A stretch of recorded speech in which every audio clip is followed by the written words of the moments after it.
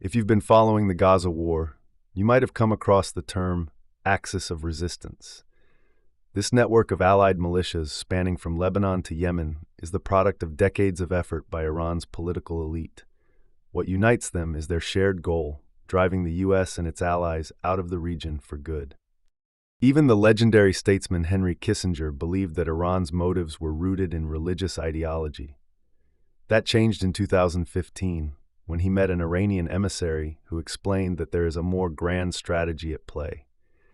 In the sections ahead, we'll look at how that strategy came to be and how it's rooted in a fundamental and at times self-destructive desire for independence and security.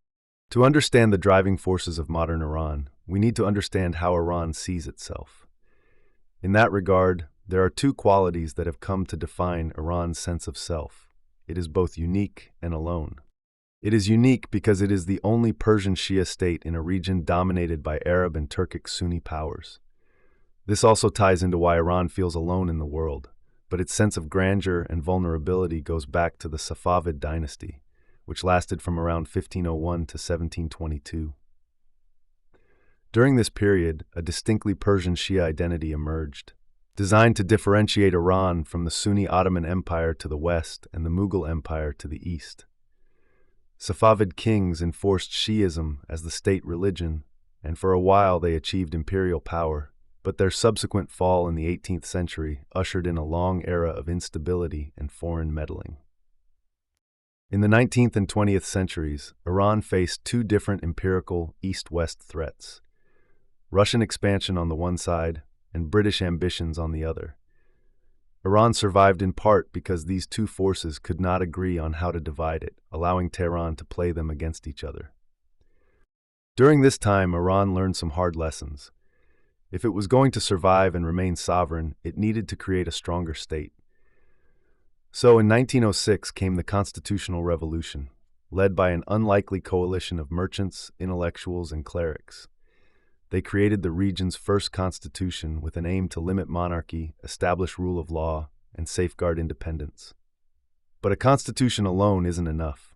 A strong state also needs secure borders and the means with which to impose law and order and push forward development. Hope came following the chaos brought on by World War I. In 1921, military officer Reza Khan seized power, expelled foreign troops, and crushed internal rebellions. Urged by clerics to restore the monarchy, he became Reza Shah Pahlavi. His reign brought back a sense of territorial integrity, centralized authority, and launched modernization, but also veered into autocracy. Reza Shah's reign was cut short by the onset of World War II, which once again turned Iran into a battleground for global powers. The war devastated Iran's economy and sovereignty as Britain and the Soviet Union invaded, exiled Reza Shah, and installed his son, Mohammad Reza Shah. During the ensuing Cold War, when the rivalry erupted between Britain and Russia, the Shah leaned toward Britain. While the Soviet influence wasn't entirely gone, this move provided some stability and security. But as we'll see in the next section, neither side had answers for Iran's problems. Neither the communism of the East nor the liberalism of the West suited the leadership of Iran. It seemed they were alone in trying to find the right balance of security, strength, cultural preservation, and development. While Iran sided with Britain after World War II, Britain exploited the country through a one-sided oil deal that was unsustainable. In 1951, Prime Minister Mohammad Mossadegh attempted to renegotiate Iran's oil deal. When talks failed, he boldly nationalized the oil industry.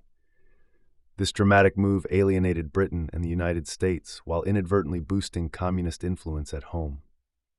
As a result, in 1953, Mossadegh was ousted in a coup driven largely by Iranian military actors, but encouraged by foreign powers. The Shah seized the opportunity to consolidate his rule and align closely with Washington, paving the way for the 1963 White Revolution, which saw sweeping reforms that included land redistribution, women's suffrage, and rapid industrialization, but also repression, corruption, and the removal of his political opponents. In short, while oil wealth fueled rapid development, traditional life was disrupted, political freedoms were tightly restricted, and close ties to America fed resentment. Protests swelled, a revolution was brewing. It began through an unlikely alliance between secular nationalist Karim Sanjabi and the exiled cleric Ayatollah Ruhollah Khomeini. The two met in Paris in 1978 to plan Iran's future. Sanjabi's draft vision called for a democratic and Islamic state, but Khomeini added one more word: independence, or istiqlal. That addition became the revolution's third and most enduring pillar. For Khomeini, an Islamic state was the ultimate shield against foreign domination, rooted in his early experience witnessing Shia resistance to British rule in Iraq. By the 1970s, all factions opposing the Shah, leftist Marxists, liberal Democrats, or devoutly religious, shared the belief that the 1953 coup had stolen Iran's sovereignty. Once in power, Khomeini aimed to expel U.S. influence entirely and sever ties with Israel, reversing the Shah's policies. He got his opportunity in January 1979, when the Shah was finally forced to flee the country. A month later, Khomeini returned to a hero's welcome and quickly moved to reshape Iran into an Islamic republic. A referendum abolished the monarchy, and new laws put religious leaders firmly in charge. The new system mixed the language of democracy with the reality of clerical control. A rumor that America planned to reinstall the Shah led leftist university students to storm the U.S. Embassy, sparking a 444-day hostage crisis. Khomeini recognized the value in this situation and used it to consolidate his power. The crisis served to marginalize rival factions and cement the U.S. as Iran's existential enemy. It also inspired Islamist activists worldwide, who saw Tehran as a model for overthrowing pro-Western regimes. The spectacle gave Iran's revolution global resonance, even if its leadership remained focused on Iranian sovereignty. Iran's new leadership, led by figures like Ali Khamenei and Ali Akbar Hashemi Rafsanjani, had a foreign policy that could be summed up in the motto, neither East nor West. Independence from both Cold War superpowers was the aim. They resisted turning the Islamic Revolution of 1979 into a global cause. After all, in 1980, their attention was soon on their invading neighbor, Iraq. One person saw Iran's revolution and the chaos surrounding the hostage crisis as an irresistible opportunity. Iraqi leader Saddam Hussein decided to invade Iran in 1980, thinking it was the perfect time for a quick and easy takeover. He was wrong. The Iran-Iraq War would last 8 grueling years, and perhaps more than any other event, it shaped the foundation of modern Iran's grand strategy. During this war, the policy known as sacred defense was created. Sacred defense casts military action and policies as part of an existential security and defense strategy. In some cases, as when Iraq invaded in 1980, there was a literal need to defend, but in other cases, such as when Iran tried to turn the tables and invade parts of Iraq, sacred defense became about preserving holy shrines in Iraq or toppling Hussein as an act of self-preservation. In either case, sacred defense mobilized the nation, inspiring such fervor that even children and the elderly joined the fight, while aligning industries, universities, and infrastructure toward the war effort. Following the Iran-Iraq War, the policy changed to a similar strategy known as forward defense. Following the '79 revolution, Iran was now the Islamic Republic. Part of its foundational principles was to back Islamist causes in the region, but this wasn't goodwill on the part of Khomeini. It was still a matter of strategy and survival, of defense. Iran's support was most successful in Lebanon. Shia activism there, boosted by Iran's post-revolution networks, transformed into Hezbollah, especially after Israel's 1982 invasion. This gave Tehran a powerful foothold in the Arab world and a way to confront both Israel and the U.S. directly. In the forward defense mindset, as long as America and its allies were in the region, they were a threat to Iran. The closer the U.S. got, the more likely it was to try to orchestrate another regime change. But backing Islamist causes often came with isolating and unhelpful side effects. Iran's actions alienated neighbors like Saudi Arabia, thereby pushing them towards a U.S.-backed regional alignment against it. Even during the Iran-Iraq War, Gulf monarchies were terrified of Iran's revolution spreading beyond its borders, so they helped bankroll Saddam's war effort. Rather than back down, however, Tehran doubled down, extending its security reach and militant networks deep into the Arab world. Still, the same defiance that Khomeini saw as protecting Iran also isolated it. Embassy takeovers, attacks on Western forces, assassinations abroad, all of it built an image of Iran as a rogue state and rallied an international coalition determined to contain it. By trying to secure itself through confrontation and militancy, the Islamic Republic often fueled the very security threats it feared. This paradox, resistance as both shield and magnet for danger, would shape Iran's grand strategy for decades to come. When the Iran-Iraq War ended in 1988, neither side won, but that's the thing about Iran's defensive strategy. Survival itself is success. The policy shaped by the long, brutal Iran-Iraq War shaped policy well beyond Khomeini's death in 1989. His successor, Supreme Leader Ali Khamenei, stayed committed to the vision of an Islamic state apart from the world. But the war also left Iran depleted and in need of rebuilding. So for the next 16 years, two pragmatic and reform-minded presidents made progress in developing the nation and rebuilding infrastructure. They encouraged private enterprise and cautiously reopened trade with Europe and Asia, while scaling back on the more overtly revolutionary tactics abroad. The presidential efforts toward international diplomacy reached its peak in the 2015 nuclear deal that briefly eased sanctions. But the U.S. withdrawal in 2018 effectively closed that opening and reignited Iran's anti-American furor. Still, it's remained clear over the years that while there may be a change in presidential tenor, there's never been a change in the Islamic Republic's foundational course.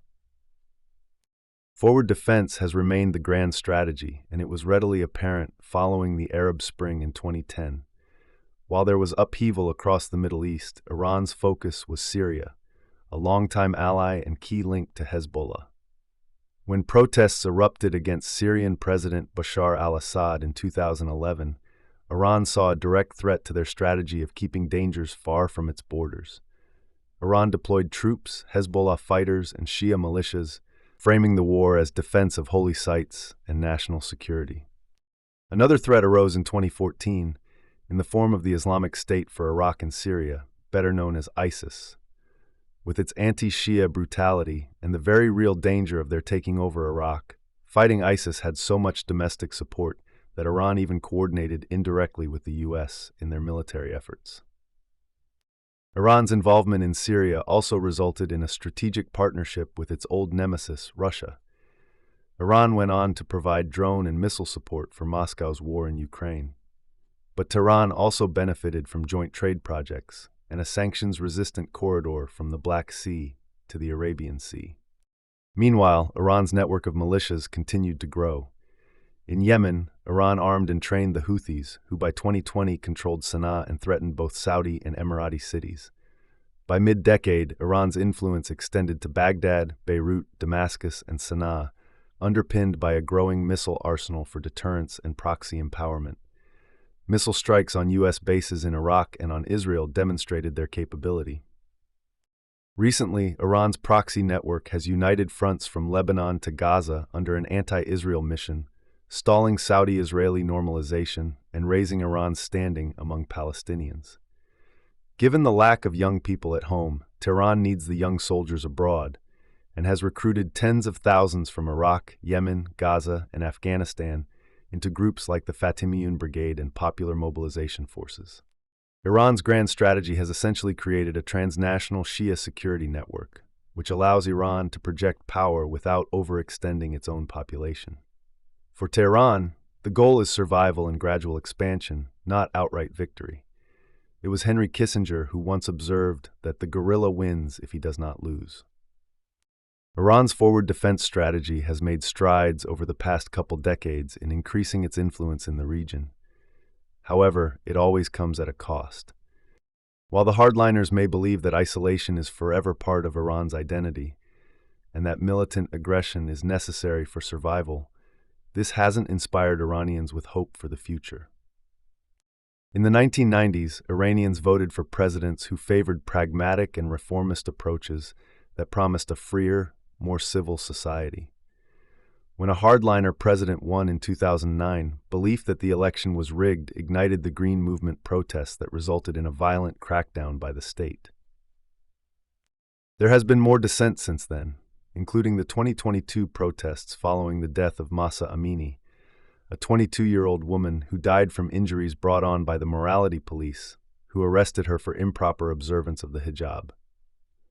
But the anger felt by the people also had to do with the years spent watching the GDP shrink, per capita income drop, the middle class shrivel, and inflation sending food and healthcare costs soaring. Khamenei argues that these sacrifices are essential to resisting U.S. aggression, while hardliners cite Israel's war in Gaza as further justification. Yet, as daily life becomes increasingly difficult, more Iranians question whether endless resistance is worth the cost. The 2022 movement exposed deep cracks. Reformists, moderates, and pragmatic government veterans began openly questioning whether unyielding resistance was sustainable. Khamenei, however, doubled down.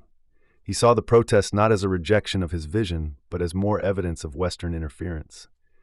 Still, the growing gap between state and society forced him to allow reformist Masoud Pezeshkian into the 2024 presidential race. Pezeshkian campaigned on economic revival through diplomacy with the U.S. Since 2009, election turnout has dwindled to record-low numbers, but Pezeshkian's narrow victory hints at a pragmatic opening. And yet, on Inauguration Day, Israel assassinated Hamas leader Ismail Haniyeh in Tehran, triggering a cycle of strikes between Iran, Israel, and Hezbollah that overshadowed any talk of U.S. engagement. The historian John Lewis Gaddis has said that countries generally take on one of two types of strategies when it comes to national policy. You can be the hedgehog, who unwaveringly burrows into one big idea, or you can be the fox, who has a lot of ideas and can pivot and adapt depending on the circumstances. So far, Khamenei has been the hedgehog, clinging to one big idea of resistance as the cornerstone of Iran's security strategy. There have been brief flashes of fox-like adaptability, such as Iran achieving a détente with Saudi Arabia in 2023. The pressing question is whether Khamenei will heed the voices of the Iranian people and adapt, or if his steadfast commitment to an outdated strategy will render the nation too inflexible to face future challenges.